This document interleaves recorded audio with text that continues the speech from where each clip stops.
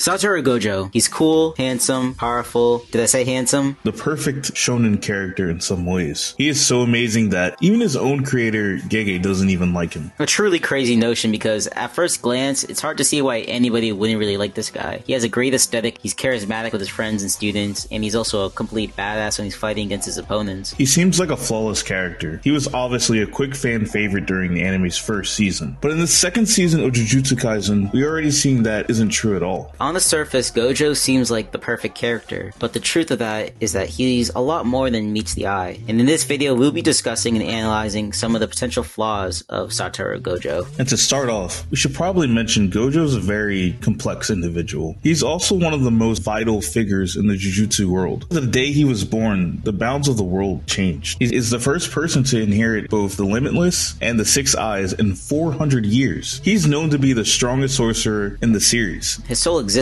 changed the balance of the world. He brings new levels into Jujutsu Kaisen. In some ways, I guess you can see him as a god in a sense, or a god amongst men. You can definitely consider him to be such. It's actually only believed at this point that only Gojo has the capability of defeating the King of Curses, Sukuna. Gojo is so powerful that even his fellow Jujutsu sorcerers are wary of his abilities and fear his power. And this even shapes him as a person. He's someone who's always been seen as a god in a sense. He's so powerful that his power becomes him as a person. It shapes who he is. And this is confirmed even more during the Hidden Inventory arc. Yeah, in the first episode of the Hidden Inventory arc, we see a teenage Gojo and we get to see more of the human Satoru Gojo and not the all-powerful godlike Jujutsu user. We find out that he doesn't really have any remorse for the weak. This is focused a lot. We see a conversation with Geto, Gojo's friend, and Gojo mentions he doesn't care about the survival of the weak like his friend Geto. He really just wants to be more of the individual. And during this time, Geto can be seen as Gojo's moral compass. Teen Gojo had no remorse or care for the weak people of the world. He was constantly debating against Geto. Yeah, his strength really does form who he is, and ultimately I believe this is one of the biggest flaws of Satoru Gojo. His ego extends to this godlike complex. For those who don't know what god complex is, a god complex is basically a pattern in an individual that believes they have great power, ability, influence, things of that nature, and they believe that they're superior. And this pretty much perfectly describes Gojo. He fully believes he is the strongest, and he's one of the highest beings in the world of Jujutsu Kaisen. He sees himself as someone who is above the majority of people in the world. This god complex ultimately extends to a lack of compassion for others, as seen. Yeah, as you said, Geto was basically his moral compass. I think Gege really wanted to show this specifically because he wanted to show that this perfect character did have flaws, and it actually stemmed from his strength. This idea of Satoru Gojo, the character, and his hubris, it reminds me a lot of an ancient Greek hero. His strengths are his weakness, and it literally blinds him, makes him blind to the other perspectives and mentalities of the world. Speaking of blind, maybe this is why Gege decided to give Gojo the blindfold with his character design. Besides to cover the Six Eyes, of course, this blindfold could be a representation of Gojo being blind to the other perspective, and him closing off from seeing and accepting new perspectives. It would tie into his god complex. The god complex and his lack of morality and compassion, it makes him come off as a narcissist and a sociopath at sometimes. It ultimately makes a lot of sense to me no matter what, because we see that his character doesn't really live in reality because he creates his own reality. He's so powerful that he changes everything around him, so he ultimately can do whatever he wants because it'll just fit into his own ideal. Overall, that does make sense. He is this all-powerful godlike figure when it comes to his powers, but keep in mind at the end of the day, he is still human. And we see in the Hidden Inventory arc that Gojo himself forgets that he is still a human who overall lacked a sense of humanity. I think that becomes even more apparent early on in the Hidden Inventory arc, because in the first episode, we see Gojo even say how cool it would be if Tengen-sama basically reaches a godlike state. They were talking about how he would also become a threat, how he would change the whole structure, the Jujutsu society, and the world itself. A lot of people are talking about like a lot of the negatives, and Gojo's just here like, oh yeah, that'd be awesome. Why wouldn't you want to be a god? And of course, it just like fits Gojo. We already proved that he has some sort of a god complex, but this really speaks volumes when he just fully admits it. And one of my favorite quotes that describes his godlike behavior is when Geto asks him, are you Gojo Satoru because you're strong, or are you strong because you're Gojo Satoru? He sees himself as someone above most people in the world of Jujutsu Kaisen, and this arc has made that abundantly clear. Spoiler, one of his most defining moments in the Hidden Inventory arc, Gojo admits to himself that despite the fact that Rico, the person he was supposed to protect, died, he doesn't even care. Any grief or misery that he felt for her death was just drowned by an insane rush of pride and arrogance when he just achieved a new level of reverse. When he pulled out that new technique, he goes out of his way of quoting Buddha and saying, on heaven and earth, I am alone, the honored one. With himself the place of Buddha, something only Sukuna also does as well in the story. Two godlike people, both on the opposite poles, but Gojo is basically comparing himself to a deity like Sukuna. Maybe they're more alike than we originally thought. To say you are at the same level with the deity, Gojo might actually believe he is a godlike figure. His obsession with power blinds him from the reality of still being a human being. He doesn't care for the death of Riko, someone who he was actually becoming familiar with, but instead he's obsessed with proving that he can defeat Toji and that he is a higher being than him and anyone who crosses him. Gojo had no care about Riko being murdered. He just cared about proving his strength. He sees Toji beating him for a moment as a greater offense than him actually seeing the person he's supposed to protect get murdered. It's insane that he even considers life as meaningless as that. He'd rather celebrate his own achievements than actually acknowledge the fact the person he's supposed to protect died. Like, he let someone die just due to his own negligence. He differs in mentality compared to most people. As a teenager, he outright stated he did not care about protecting the weak. His personality affected by his strength would be his disconnect to others. His close friendship with Geto was possible due to Geto also being a special grade sorcerer, thus allowing him to understand Gojo. However, after Gojo had unlocked Reverse and officially became the strongest, there was just no need for the pair to team up. Once he clarifies that he is the strongest, he basically isolates himself from everyone else because he's more interested in just creating the best version of himself. A god amongst men who can boast about anything, believe whatever he wants because he is the order. He can change anything in the world because he does change the world. The day he was born, the world changed. And I'm glad that later on in his life, he changes his goal to trying to better the world. He strikes me as someone who is trying to be better than what he feels deep down. He wants to be a better man than he is inside of his own head. The way Gojo reacted to Toji is likely a much more truthful version of himself than the one he normally sees. And I believe we'll see that Gojo again. Ultimately, I think that is Satoru Gojo. I think Gojo does have a good heart. I think the whole hidden inventory arc changed him to a degree, but I think his hubris and his pride and his god complex will become his downfall. That's all a theory, but I think it's obvious that Gojo does have some flaws that lay within his god complex and his ego and his power of being the strongest. I think these flaws will be exposed soon, and if pulled off correctly, it could make him one of the impactful characters in Shonen.